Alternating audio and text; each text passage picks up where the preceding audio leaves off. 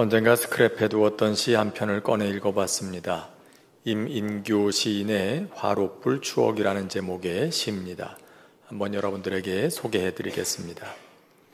아침 저녁 정지에서 아버지가 청솔 가지로 불을 지펴 밥을 하신 후에 고스란히 남아있는 숯불과 재를 화로에 정성들이 담아 재를 다독다독 안방 할머님께 갖다 드리는 화롯불 담당은 할머니의 귀한 새끼 내 몫이었다.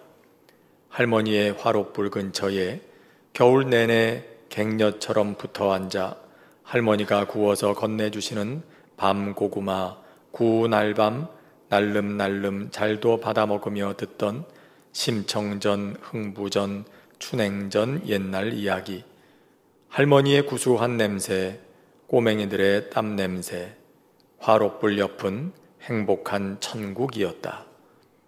가스 난방에 전기 난로 추위는 없고 텔레비전 소리 키워 외로움을 달래는 세월, 6 식구 제각기 바빠서 얼굴 보기도 힘드니 방 안에 오순도순 모인 것이 언제인지 요즘 아들, 딸들은 화롯불의 추억을 알까? 그 옛날 화롯불 온기가 그리운 것은 그곳에 정이 있고 사랑이 있고 세대 간의 온화한 이해가 있어서이다. 시인은 옛날을 떠올리면서 어렵던 시절이지만 그래도 사람들 사이에 있던 정과 사랑, 화롯불 주위에 둘러앉아 나누던 세대 간의 이해를 그리워합니다. 모든 것이 그때와는 비교할 수 없을 정도로 풍족해졌고 편리해졌지만 식구가 여럿이라도 다 바빠서 얼굴 보기도 힘든 오늘을 가슴 아파합니다. 오늘 우리는 많은 것을 누리는 듯 하지만 그러는 동안 잃어버리고 사는 게 무엇인지에 대해서 한 번쯤 생각하게 만드는 그런 시입니다. 하지만 한 가지 그가 느끼고 있는 중요한 건 이것이죠. 지나온 날들이 참 힘들었지만 이제 돌이켜보니 다 추억이 되었다는 겁니다. 화롯불 주위에 둘러 앉은 것은 그저 추위를 피하기 위해서였습니다. 화롯불은 알고 보면 로맨틱한 그런 소재이기만 한 것이 아니라 당시에 가난하고 추웠던 시절을 상징하는 그런 물건이기도 했습니다.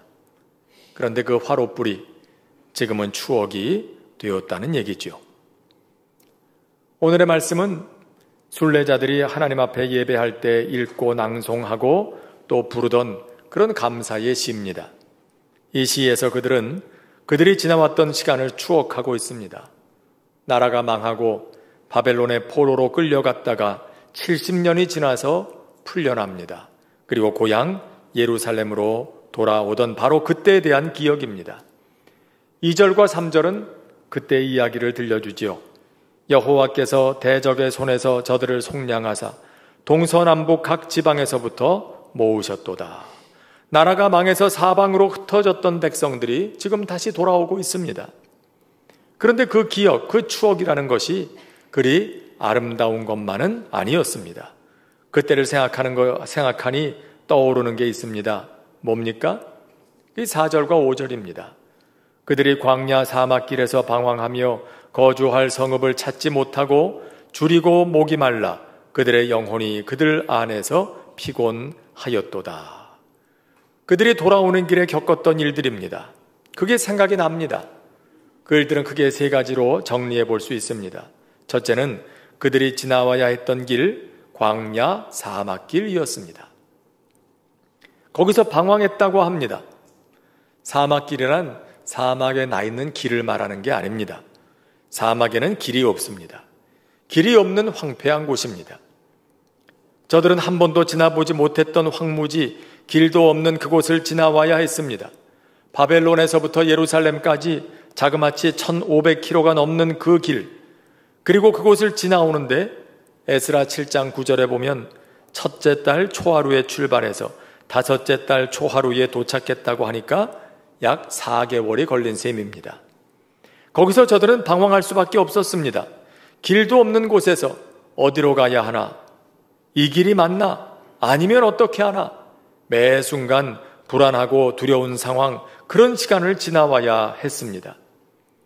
이스라엘이 처음 애굽에서 나올 때만 해도 광야길에 익숙한 모세라는 지도자가 있었고요. 또 하나님께서 구름 기둥과 불 기둥으로 저들의 갈 길을 인도해 주셨지만 지금은 그렇지 않습니다. 광야길을 한번 다녀왔던 경험 있는 지도자가 있는 것도 아니고요.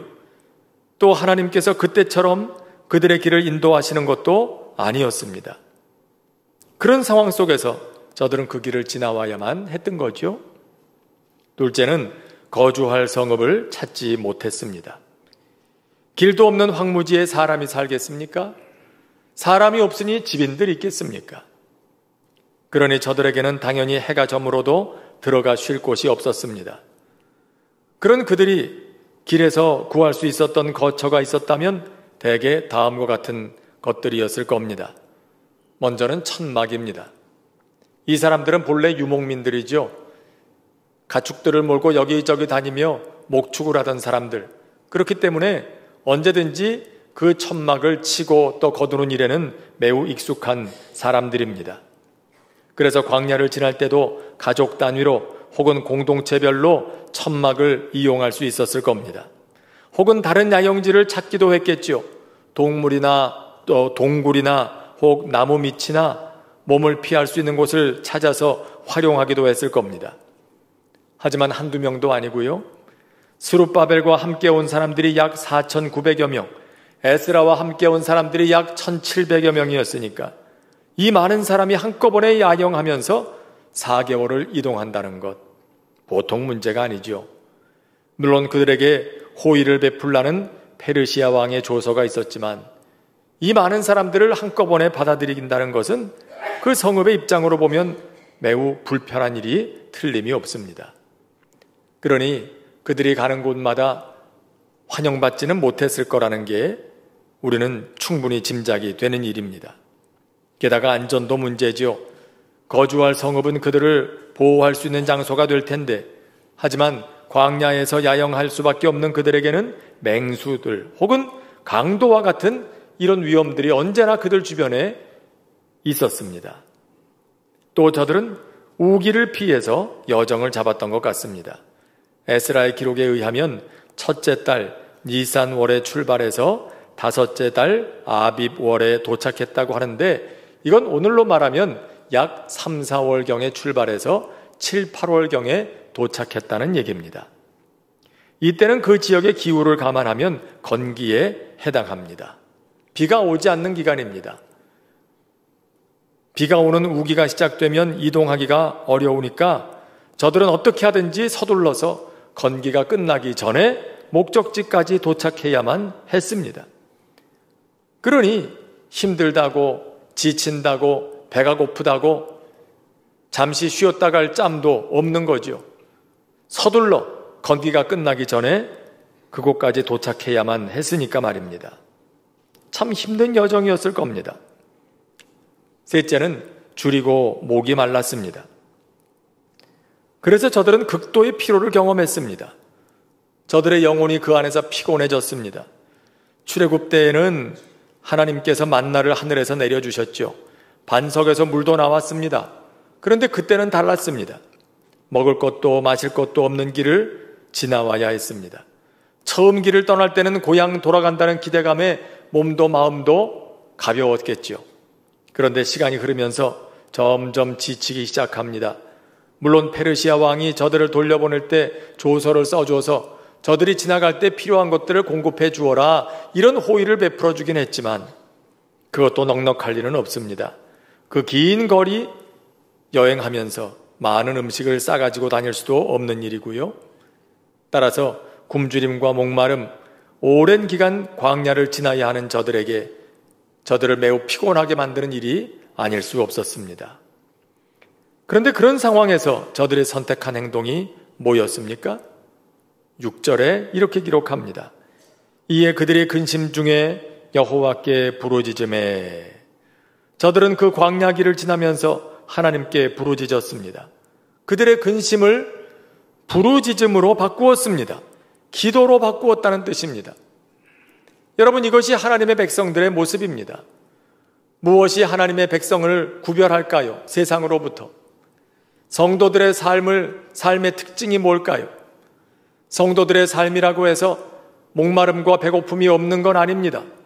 성도들의 삶이라고 해서 길이 없는 광야길에서 방황하게 되는 일이 없는 것도 아닙니다. 거주할 성읍이 없어서 불안한 그런 상황을 없게 되는 것도 아닙니다. 그러나 그런 성도라 할지라도 그들의 삶에 다른 것이 있다면 그와 같은 어려움을 부르짖음으로 바꿀 줄 안다는 데에 있는 거죠. 우리가 오늘 이 말씀 다음에 부르게 될 찬송 370장, 그 찬송과 가사에 보면 이렇게 나와 있지 않습니까? 그 두려움이 변하여 내 기도되었고. 우리의 삶 속에 두려움이 찾아오고 근심이 찾아올 때 그것을 기도로 바꿀 줄 아는 사람이 성도라는 겁니다. 그것이 하나님의 백성이라는 거지요. 그러면 그렇게 될 때 어떤 일이 일어납니까? 370장 그 가사에 뒤이어서 이런 내용이 나오죠. 그 한숨이 변하여 내 노래가 되었다고 말입니다. 우리가 우리의 근심을 기도로 바꾸면 우리의 한숨이 노래로 바뀌는 줄로 믿습니다. 지금 이 예루살렘으로 가고 있는 순례자들, 이 이스라엘 백성들이 경험했던 것도 바로 그겁니다. 그들이 그렇게 광야에서 근심 중에 부르짖었을 때 6절과 7절은 이렇게 기록하지요. 그들의 고통에서 건지시고 또 바른 길로 인도하사 거주할 성읍에 이르게 하셨도다. 근심 중에 부르짖었을 때 하나님께서는 줄이고 목마른 고통에서 저들을 건져주셨습니다. 바른 길로 인도하셔서 거주할 성읍에 이르게 하셨습니다. 돌이켜보니까 그건 정말 기적과 같은 일이었다는 거예요. 바벨론 포로에서 풀려난 것만도 놀라운 일인데 길도 없고 위험한 사막을 건너서 예루살렘까지 무사히 오게 된 일은 더더욱 놀라운 일이 아닐 수 없었습니다.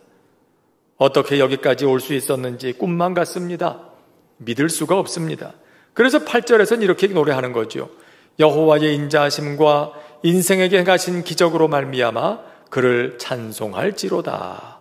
이 모든 것이 기적이라는 거예요. 이 기적이 아니고는 이런 일이 있을 수 없다.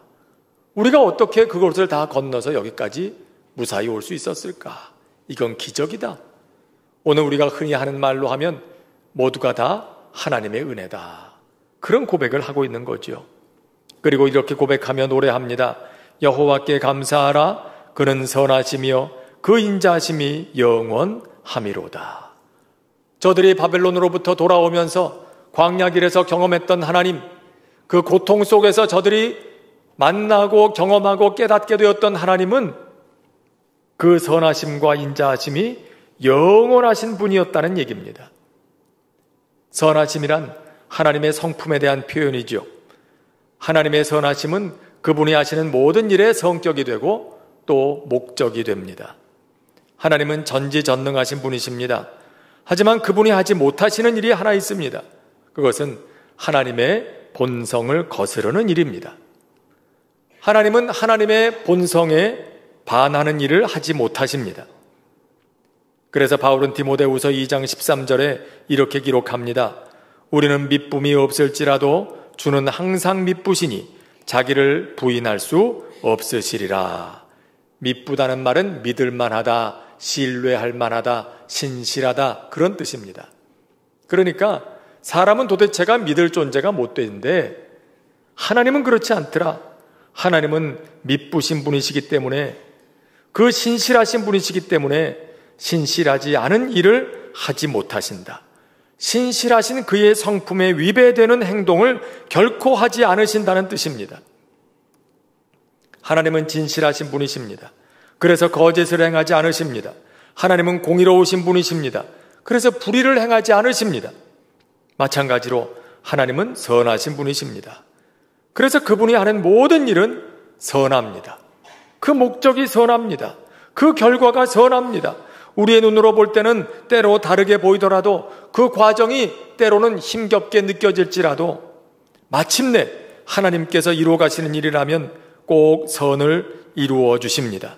왜냐하면 하나님은 선하신 분이시기 때문이라는 겁니다. 과정이 어떠하든지 하나님이 하시는 일의 마지막은 반드시 선하다는 사실을 우리는 믿어야 할 것입니다. 반면 사탄이 하는 일은 처음엔 선한 것처럼 보이는데 결국은 악한 것으로 끝나고 말죠. 이게 차이점이에요. 가끔 보면은요, 사기꾼들이 하는 일이 그런 걸 봐요. 사람들을 유혹해요. 자기에게 투자하면 많은 이익을 돌려주겠노라고. 그런데 정말로 처음 얼마 동안은요, 꼬박꼬박 돈이 들어와요. 처음엔 선해요. 아, 이거 진짠가 본데, 믿을 만한 것 같은데, 그렇게 생각하고 달라는 대로 계속 돈을 보내줍니다. 그러다 결국은 어떻게 됩니까? 사람에게 신뢰를 얻어놓고 결정적인 순간에 모든 걸 챙겨가지고 잠적해버리는 겁니다. 마지막이 악해요. 이게 사탄이 하는 일과 꼭 닮아 있어요. 그런데 하나님이 하시는 일은 그렇지 않다는 겁니다. 하나님께서 하시는 일은 선합니다. 반드시 선한 결과를 낳습니다. 하나님이 선하신 분이시기 때문에 그렇습니다. 때로 그 과정에 어려움이 있을지라도 끝까지 하나님의 길을 신뢰하며 갈 수 있는 이유가 바로 여기 있습니다. 그 끝이, 그 결론이 반드시 선하기 때문입니다. 여러분, 때로 우리가 가는 믿음의 길이 혹은 우리가 선택한 인생의 길이 힘겹게 느껴질 때가 있습니다. 하지만 그 길이 하나님께서 기뻐하시는 길이 분명하다면, 또 이스라엘 백성들이 광야에서 그랬던 것처럼 하나님께 기도하고 있다면, 부르짖고 있다면 여러분 실망하지 마십시오. 그 결론은 반드시 선할 것이기 때문입니다. 이유는 한 가지입니다. 하나님이 선하시기 때문에. 또 인자하시다고 합니다. 인자하다는 말은 히브리어로 헤세드라는 말로 기록되어 있습니다. 우리말로 굳이 표현하자면 변함없는 사랑, 결코 변하지 않는 사랑을 말합니다. 우리가 하나님을 사랑하는 건 얼마나 변덕스러운지 모릅니다. 뭔가 좋은 일이 있으면 하나님 사랑한다고 그렇게 노래를 부르다가도요, 자기 마음에 안 드는 일이 생기면 당장 원망하고 말지요. 언젠가 할머니하고 손녀딸하고 길을 가는 걸 봤습니다. 손녀가 얼마나 애교가 많은지요. 할머니 목을 끌어안고 사랑한다고 하고 입을 맞추고 보통이 아닙니다. 하는 걸 보니까 할머니가 홀딱 빠지게 생겼어요. 그런데 가게에서 손녀딸이 뭘 사달라고 했던 모양입니다. 그런데 할머니가 안 된다고 합니다. 그러니까 당장 그 손녀딸이 등을 휙 돌리면서 할머니 미워! 그러는 거지요. 그런데 그 모습이 우리와 얼마나 꼭 닮아 있는지요. 하나님 앞에 있는 우리 모습이 꼭 그렇지 않겠습니까? 그런데 우리를 향한 하나님의 사랑은 그렇지 않다는 거예요. 바울은 로마서 8장에서 그 사랑을 이렇게 표현하고 있습니다. 내가 확신하노니 사망이나 생명이나 천사들이나 권세자들이나 현재일이나 장래일이나 능력이나 높음이나 기품이나 다른 어떤 피조물이라도 우리를 우리 주 그리스도 예수 안에 있는 하나님의 사랑에서 끊을 수 없으리라. 그 어떤 것도 우리를 향한 하나님의 사랑에서 우리를 끊어낼 수 없다. 우리는 수시로 하나님의 손을 놓치고 하나님의 사랑을 배신하고 살아가는 우리들의 모습일지 모르지만, 우리의 모습이 어떠할지라도 하나님의 우리를 향한 사랑은 결코 변함이 없다. 그 인자하심이 영원하시다. 성전에 올라서 하나님을 예배하는 순례자들은 그들이 지나온 시간을 돌아봅니다. 그리고 그 속에서 만났던 하나님을 이렇게 저들은 고백하고 있는 거죠. 그들에게 어려움이 있었습니다. 광야 사막길에서 방황했던 때가 있었습니다. 거주할 성읍을 찾지 못해서 힘들었습니다. 줄이고 목말라 그의 영혼이 피곤했습니다. 하지만 지나고 나서 그들이 그 속에서 깨닫게 된 것은, 그럼에도 불구하고 하나님은 선하시다. 그분의 사랑은 변함이 없다는 것이었습니다. 그리고 저들은 그때를 추억하면서 이러한 감사의 노래를 부르고 있는 거지요. 한때는 힘들었고 고통스러웠지만 이제 생각하니 그 모든 일이 다 추억이 됐습니다. 그땐 그랬었지, 그렇게 힘이 들었었지, 먹을 것도 없고 마실 물도 없고 집도 없고 갈 길도 몰라서 방황했었지, 우리가 할 수 있었던 건 하나님께 부르짖는 것밖에 없었는데 하나님께서 우리의 부르짖음을 들어주셨지. 그리고 지금 생각하니 그때 하나님께서 우리에게 주신 건 다 좋은 것이었어. 하나님께서 인도하셨던 길은 늘 좋은 길이었어. 그리고 찬송을 부르는 겁니다. 여호와께 감사하라. 그는 선하시며 그 인자하심이 영원하미로다.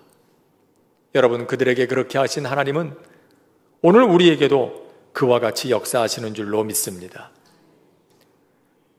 언젠가 교보문고 앞을 지나가다가 벽에 걸려있는 현수막에 이런 글이 적혀 있는 걸 봤습니다. 그리고 찾아보니까 천양희 시인의 너에게 쓴다라는 제목의 시의 한 구절이었습니다. 내용은 이렇습니다. 꽃 진 자리에 잎 피었다 너에게 쓰고 잎 진 자리에 새가 앉았다 너에게 쓴다. 꽃이 졌다고 끝난 게 아닙니다. 꽃이 진 자리를 보니까 잎이 어느새 돋아나 있는 걸 봅니다. 잎이 떨어졌습니다. 그러나 잎 떨어졌다고 또 끝난 건 아닙니다. 그 자리에 새가 한 마리 앉아 있습니다. 꽃은 졌지만 그 자리에 잎이 나고 잎은 졌지만 그 자리에 또 새가 날아와 앉더라. 세상 만사 그렇더라. 어떤 것은 지나가지만 그러나 어느새 새로운 것이 오더라. 세상에는 그렇게 소망이 있더라. 그것입니다. 인생 광야길 참 별별 일들이 다 있습니다. 길을 잃고 방황하고 줄이고 목마르기도 하고 거할 곳이 없기도 하고 하지만 사모하는 마음으로 부르짖으면 선하심이 영원하시고 인자하심이 영원하신 하나님께서 우리의 영혼을 만족해 하시는 줄로 믿습니다. 그리고 우리의 지나온 모든 시간을 은혜의 추억거리가 되게 하십니다. 성령님께서 우리의 눈을 열어주시면 하나님의 선하심과 인자하심을 보게 됩니다. 무엇보다도 우리 모두는 언젠가 하나님 앞에 서게 되지 않겠습니까? 그때 우리의 삶을 돌아보며 이렇게 우리 앞서간 성도들과 함께 이야기를 나누게 되겠죠. 그때 그랬었지. 우리는 그때 이런 일이 있었는데 어떻게 해야 할 줄 몰라서 당황도 했었는데 하나님께서 이렇게 역사하셨지. 그렇게 두런두런 이야기하게 될 날이 올 것입니다.